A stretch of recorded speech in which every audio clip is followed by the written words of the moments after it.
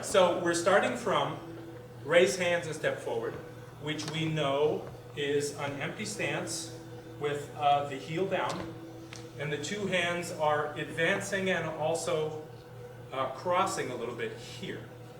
So I've got my front hand a little bit higher, my rear hand a little bit lower and pulled in, and this is the posture for raise hand, step forward. And we have to check always our rear leg, which is bearing our weight, and make sure that the knees and toes are in the same direction, and that we're not accidentally collapsing this inward. Okay, so that's our starting position. And let's review the lower body and then the upper body together. So I'll just put my hands down. All right, so we're going to look at this in 4 steps, and somehow over the course of 4 steps I have to change my direction 90 degrees. I'm facing in this direction, I have to start pointing in this direction. How do I do it? In, out, in, and out.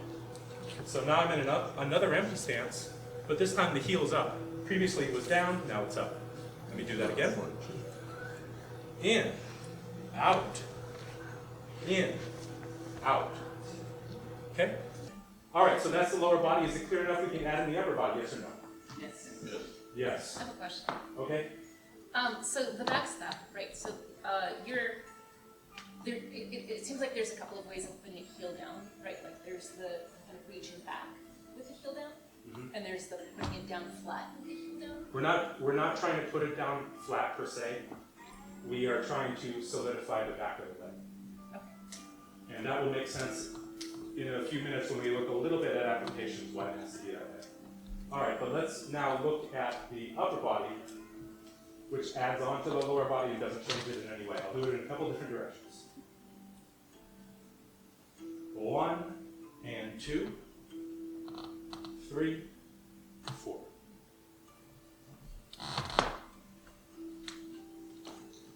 One, 2, 3, 4. 1, 2, 3, 4. So my high and low hand crossed on 2, and then they cross again on 3 and 4. Let's have a very short break and look at applications a bit.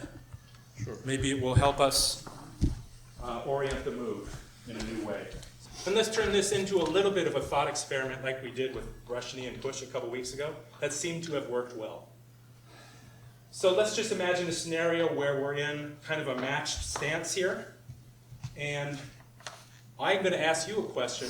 In an ideal world, if I'm not allowed to move, and my partner wants to attack me for some reason, I don't know, she's just a bad seed, okay? What is the best place she could possibly be in order to achieve her goals? Anybody? Inside, I guess. Sorry, again? I said inside. Inside, what do you mean by inside? Inside your right arm, so that she could get at your chest. Like here? Yeah. Okay, that's an okay place. She can get me, I can get her. So can we do better than that? Go for your ribs. Go for my ribs? If she goes for my ribs, I can go for her ribs. Any other ideas? Mia. She's allowed to move. Step back. Okay, step forward. Step forward, okay, she step forward. She gets me, I can get her.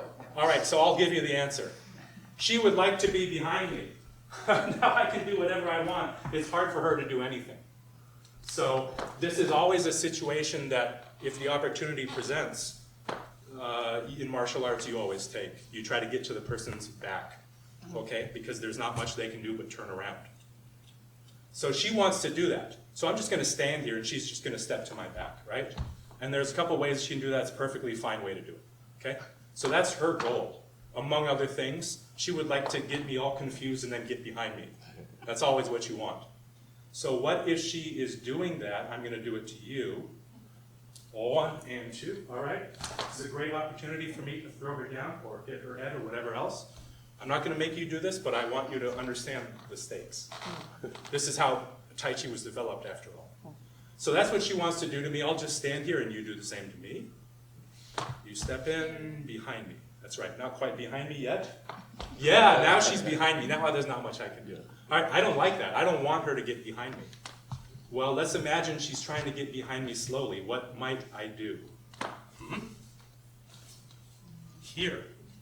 I turn my body, I shoot my heel out. And you can see that whether she brings her rear foot forward or her lead foot, probably she wants to use her lead first because she needs the distance. You come with your lead foot here, behind me, deeper, right? Now she can get behind me unless I do this, okay? So now watch my move again.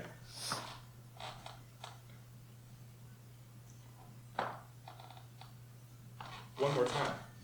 Let's imagine that fancy little trick didn't quite work out as I hoped. You go very slowly, she steps into the back. I try to catch her, it didn't work. What's my next move? Here. Step in, body check. Open up. You'll do it to me now. I'm going to step in very slowly. I'm doing the body check. You're going to do it step by step. First thing you look for is to catch me with your heel. This way. No, you're trying to sweep it. I want you to shoot it out 90 degrees. That's going that way. I want you to shoot it this way. Yeah. That's it. That's it. Turn 90 degrees. That's what we're doing.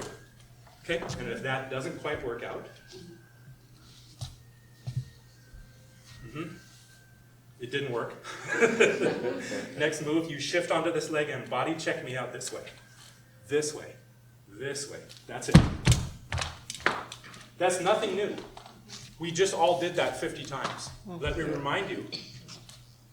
We come out 90 degrees. Body check, then open. All right, so let's try that move as individuals. And now again, all going in the same direction. See if it's changed. In 4 steps. 1, 2,